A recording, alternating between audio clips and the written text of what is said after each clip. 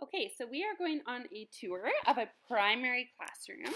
As we enter the door, we see some documented learning, which is so great because it really does invite, the parents to be partners in their child's education. We see a beautiful, inviting tree, and then next to that is a project that looks like they've worked on. So again, we're really involving the families in the learning that's happening. The door is covered with children's artwork, and so is that entrance shelf as well. Then, as we look into the classroom, what I noticed is various learning spaces. We have some small group spaces, some larger tables, flexible learning spaces with the use of pillows, benches, floor seating. It really does create opportunity for children to seek out what they need and desire in terms of a space to inquire and explore. As we turn the corner here, what I noticed is this looks maybe like a little bit of a science center. We see, some materials that could be used for learning and some greenery, which is really conducive to that calm learning space. A co-constructed alphabet chart using natural materials was at the top there. I also notice a lot of the furniture is wooden. We don't have any of those bright traditional primary colors. Um, and then as we look over here, we have looks like a bit of a science inquiry that maybe several children are working on, some books that fit with that inquiry, some art that's been done, and then perhaps a wonder web. And it looks like that may be ongoing documentation happening there.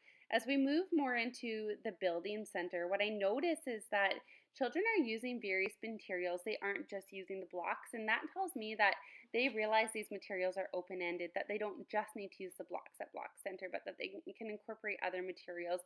It looks like they're documenting some of their learning using drawings. I also noticed that a lot of the artwork down at the bottom is, at children's eye level, which just really acknowledges and honors that, this is their space constructed with their work and their materials.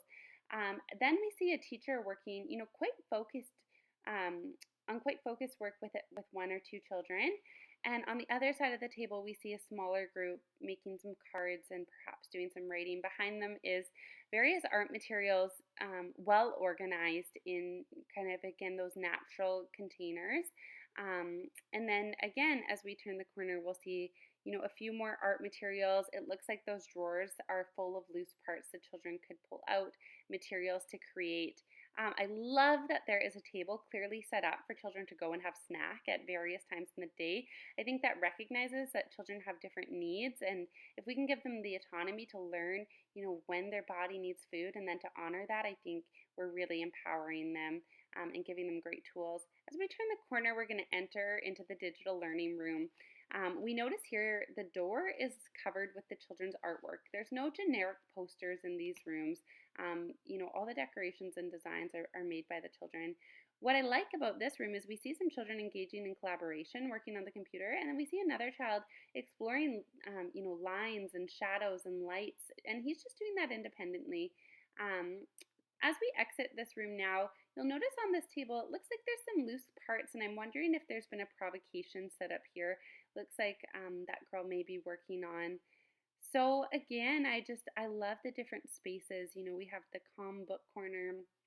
We have, maybe the busier block center, yet it still had a calming sense. And what I really noticed about this classroom is that, children were not all engaged in the same activity, but it was clear that children were all engaged in learning and that they were all making discoveries of their own. And that allowed that teacher to spend that focused time with that one child.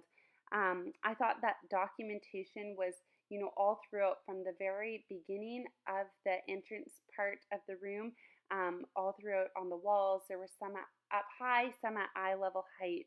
And we know that's a critical component of communication, really highlighting that it's the process over the product that is valued. And again, the teacher's done a great job of capturing and communicating the children's learning.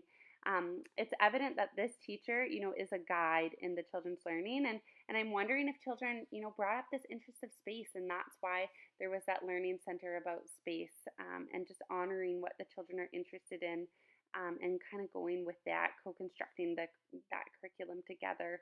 I saw some authentic provocations, some loose parts for children to explore. It seemed like there were lots of materials to support children as natural communicators and encourage them to express themselves however they feel they can. Um, Again, we saw, children expressing themselves through building, through art, through writing, through digital tools, and that was really beautiful.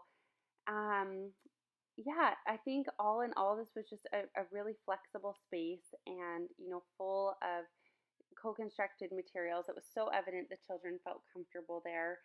Um, and I think it was a really excellent execution of, the classroom and the environment as the third teacher.